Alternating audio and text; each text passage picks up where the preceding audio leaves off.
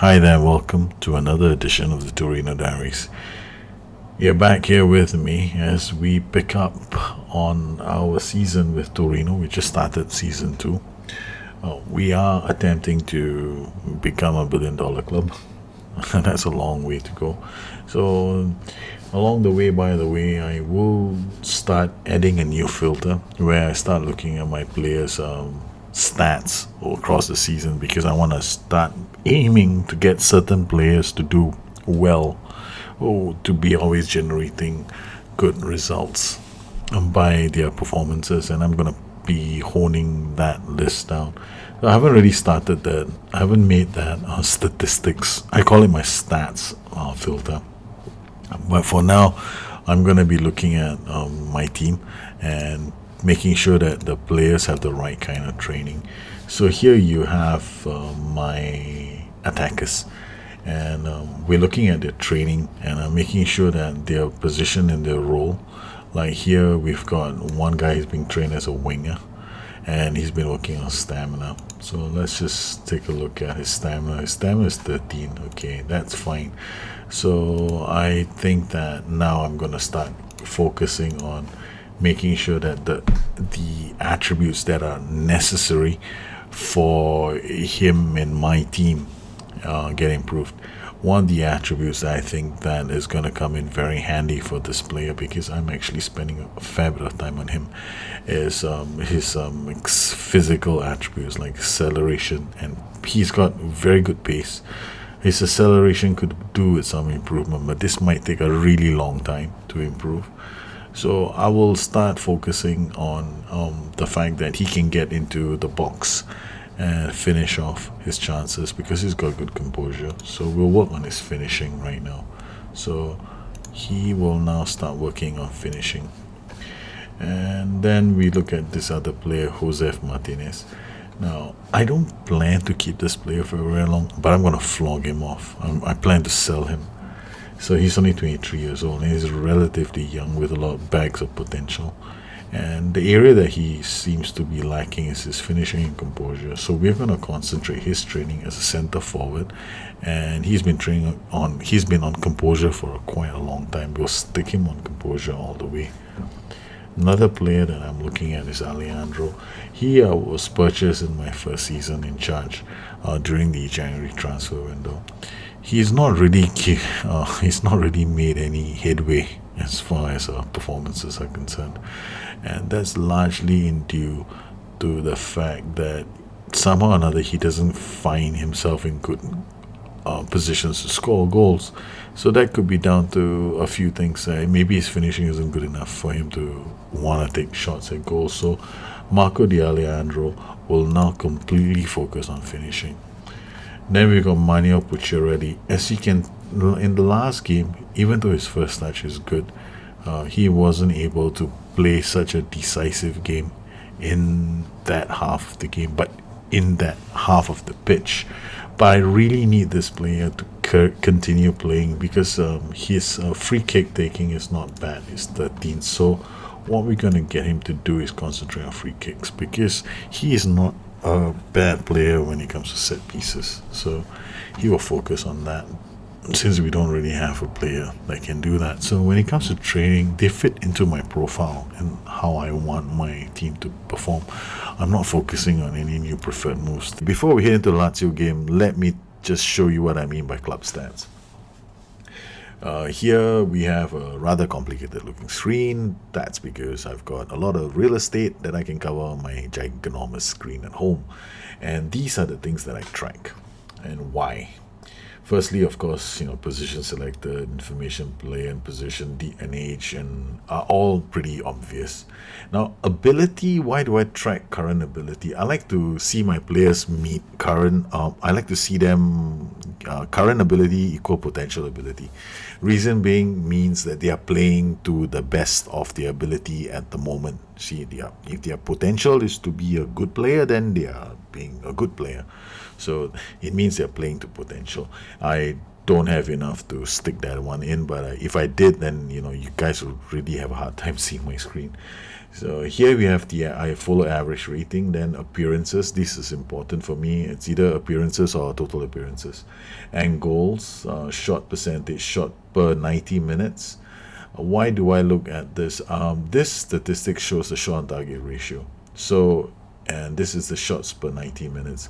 If he's like taking lots of shots at goal, then I like to see how many shots he takes per 90 minutes and how many shots are on target per 90 minutes. So if he takes like 1.2, 0.6, that means he's doing like 50%.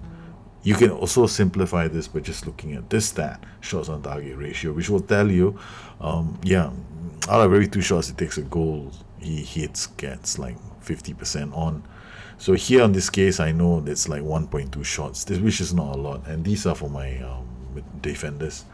What's for my defenders, what I really look at, and then after that it's like other stuff. Like for me, he's a fullback, Bruno Perez, so I'm looking at cross completed compared to crosses attempted. So he gets a 17%, which isn't that bad, and distance per 90 kilometers, followed by dribbles per game, headers won in 90 minutes, which isn't that bad for a fullback, which shows that he's winning 57% of all headers. How many key passes does this bloke make? And it's a lot, no, it's 12 passes, and then these passes completion ratio, and the pass completion ratio is 76%. Then how many interceptions does he make? My game is built around interceptions. They have to be making some interceptions, and my fullbacks make like 20, have already made 29 interceptions overall number.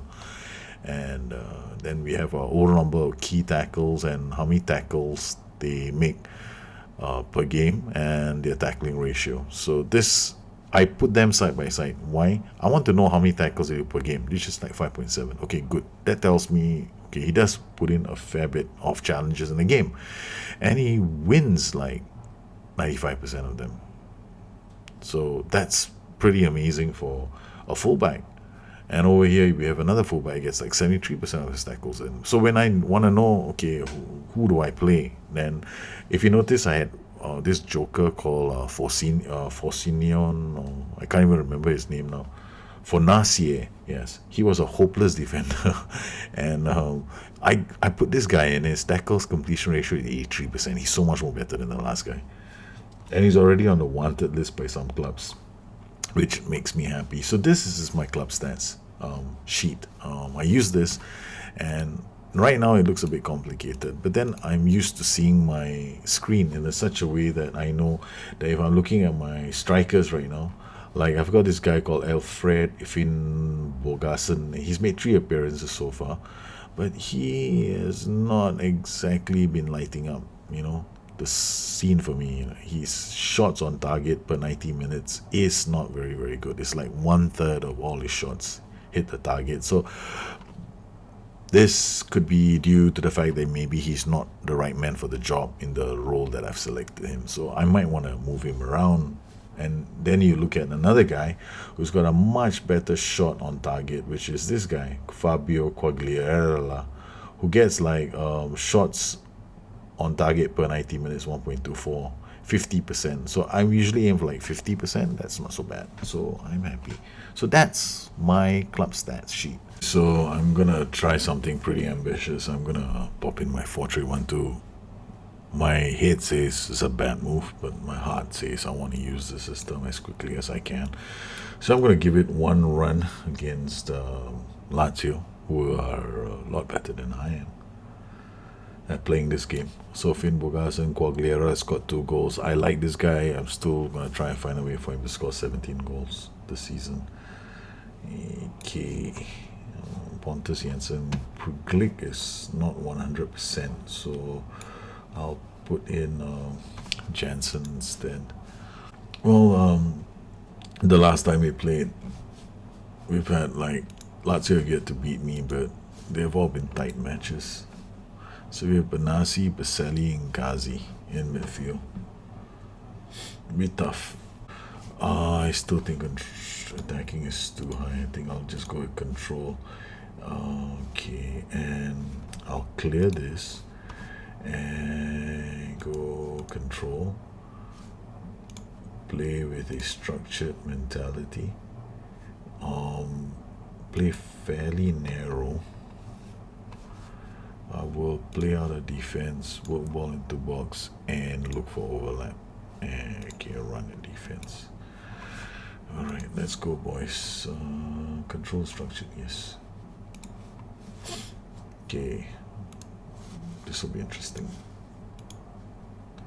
Okay, first things first, comprehensive. I haven't played this game in a while, so I want to see what my player's shape looks like. Most important thing, again, I'm looking at the flanks and seeing how easily they can get the ball out to their players. And the highlights as well. I want to see who has more highlights, me or them, and what kind of highlights these are. That's usually a good indication to see who's got the upper hand, who's doing most of the attacking and who's doing most of the defending. Good ball out to Bruno Perez. Beats one. Can he beat the play and get a cross in? He does get a cross in, but he doesn't get very far. Okay, so there might be a change to my slight change to my system. Okay, I don't see a high press. Finn Bogason, yes, he's pressing. They're all pressing. So where is the shout? Prevent shot, goalkeeper distribution. All right, let's go, boys. Okay, the boys are playing reasonably well. Quagliarella with the ball finds Bruno Perez. Quagliarella went really deep to support play, which is good to watch. Finn Bogason, oh, he misses a sitter. Okay, that's not bad. Not bad at all. Finn Bogason is actually playing as a poacher. Finn Bogason finds Avila, gets to Baselli. Benassi with the ball to Ghazi. Alright, what can Ghazi do? Quagliarella takes a shot. Not very impressed with that, but okay. Still something to be said about the way we're playing, which makes me excited. Bruno Perez out wide. Early cross, come on. Down to Ghazi. Quagliarella scores. Oh, what a start. What a start. We are now going to key highlights.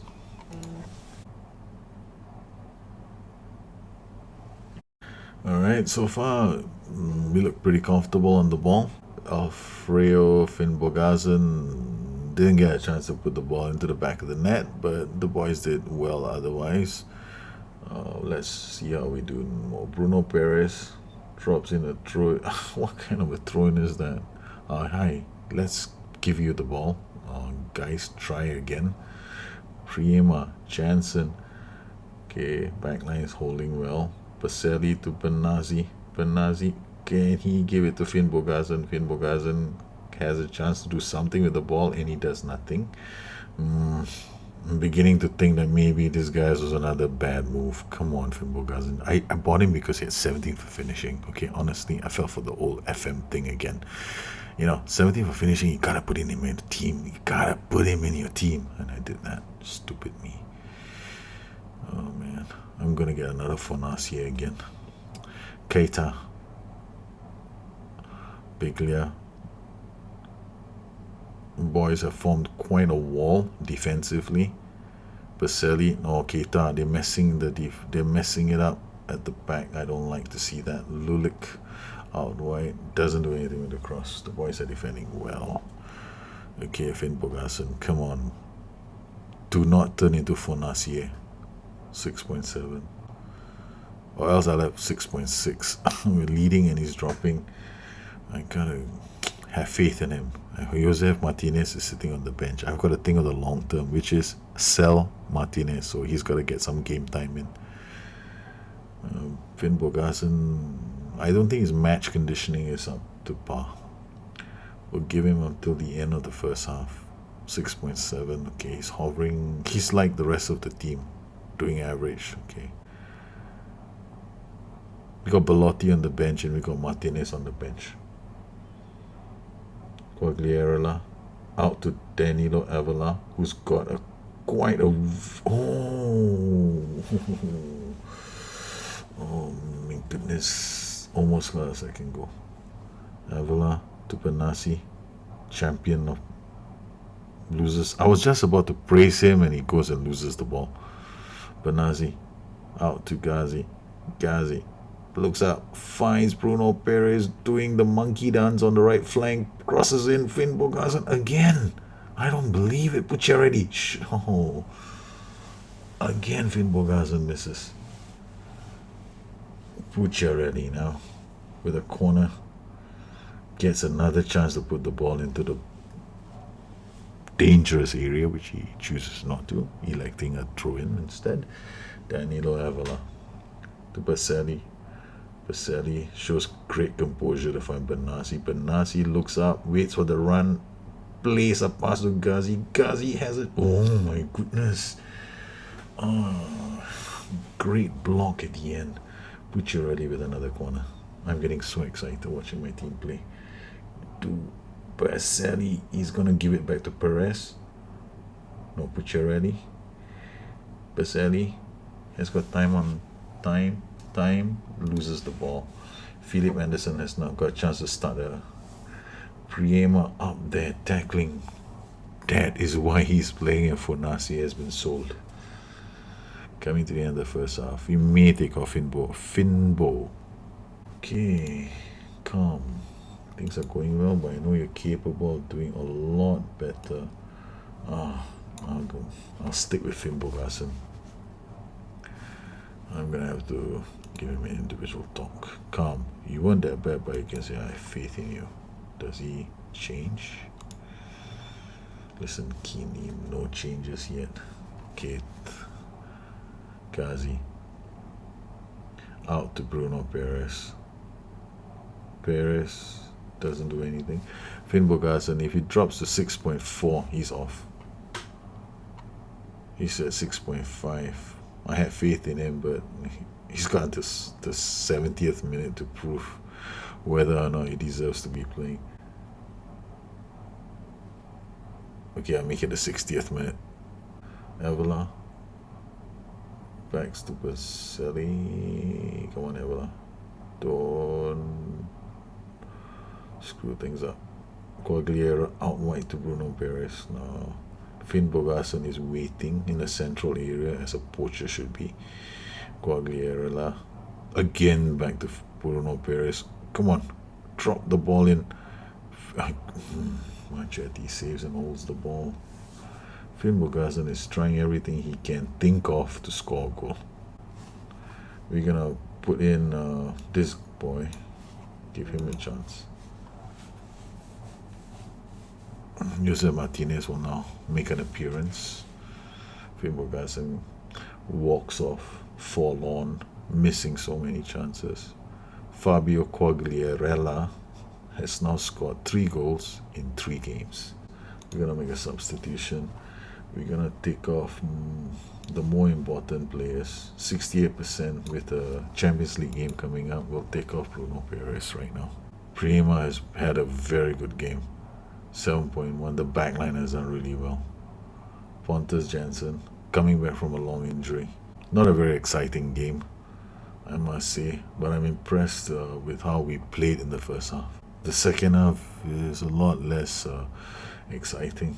Basta, throw in, Mulumbu, crosses. Oh, Padelli picks that up. Ooh, I was a bit concerned there. Back to Janssen. Yes, that's it. Torino have won away to Lazio. Last season we drew. Torino climbed to the top of the mountain. And so far, it's been 3 clean sheets. So you guys are probably interested in finding out what I've done with this system. Okay, first thing we did just now was I dropped it to control. I think that 4-3-1-2 as a system is already quite attacking, so I don't need to do very much. And then if you recall, I went into the game and I redid everything, right? So let's run through the changes. I cleared the whole template out. Went to structured because I wanted the defensive players to concentrate on their roles in this game a lot more. If I was playing with a really good side, maybe I go fluid, but there's no rule that says with a really good side you play fluid and with poor side you play structured. No, it's actually based on how you want to play. In this particular case, I want the back four to actually concentrate on defending when the need arises. And I went to a fairly narrow stance for the team, which is to maintain the shape at all costs. I wanted them to find passes, and I wanted it to make it really hard for them to penetrate through the middle, which is actually also another area that I should be concerned about sometimes. We didn't change the defensive line. I did go play out a defense, look for overlap, work ball into box, and run a defense. These are the shots I chose. Run a defense, which happens to be my favorite because I have speed. So if the players are going to run the defense, they will cut in or they will run down the flanks, and that is going to be a big headache for teams to defend against.